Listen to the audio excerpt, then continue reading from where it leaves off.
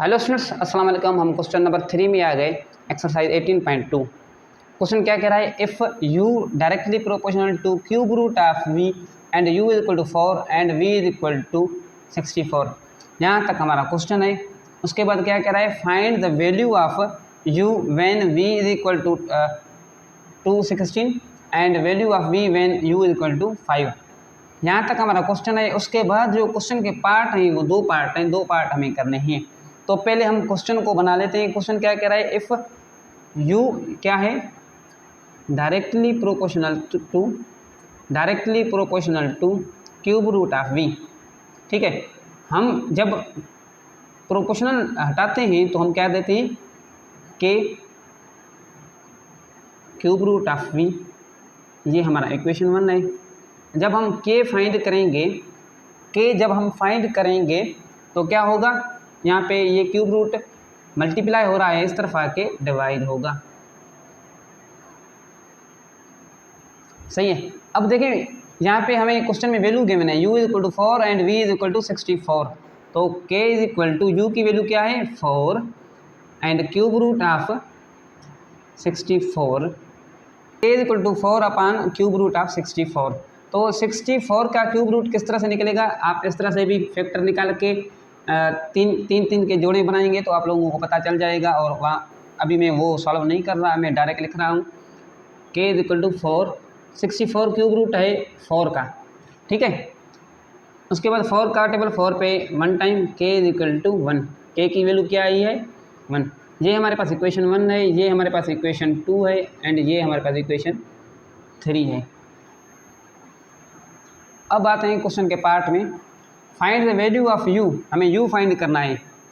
For u हम यहाँ पे लिखेंगे। ये भी आप लोगों को करना है, मैंने साइड पे किया ताकि जगह यहाँ पे कम है, इसलिए for u v is equal to 216। ठीक है, ये मैंने लिख लिया।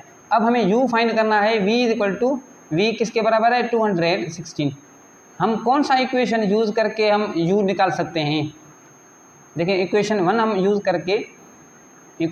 यूज़ करके u की वैल्यू निकाल सकते हैं। u इज इक्वल टू, यहाँ पे लिख सकते हैं by using equation 1।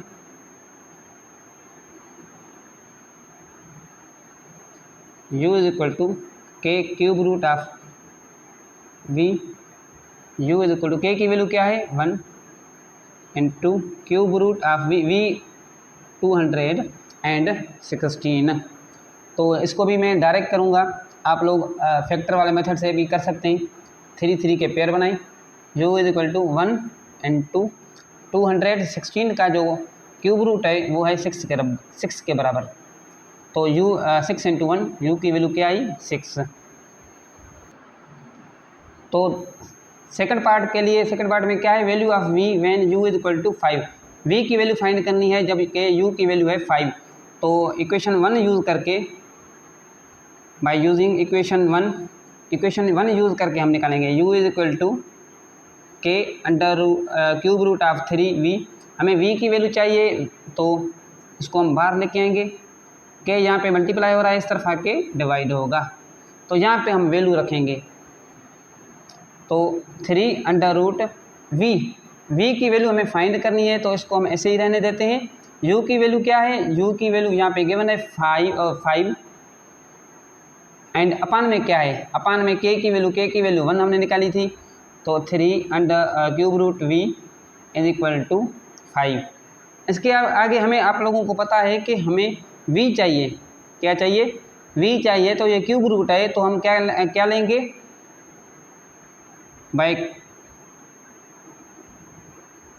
Bye cube root both side, दोनों तरफ हम क्या लेंगे? Cube root